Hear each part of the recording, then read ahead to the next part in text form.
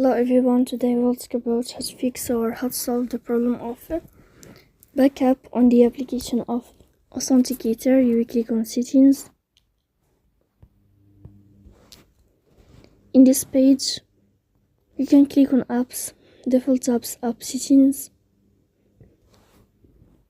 On above, you can search about Authenticator and you will enter. Then you can click on first stop and you can click OK. After that, you'll enter to the window of storage. Here you can click clear cache. Don't click clear data because that can cause you errors or can delete your account. In the end, you can turn off your phone and you can turn on your phone again.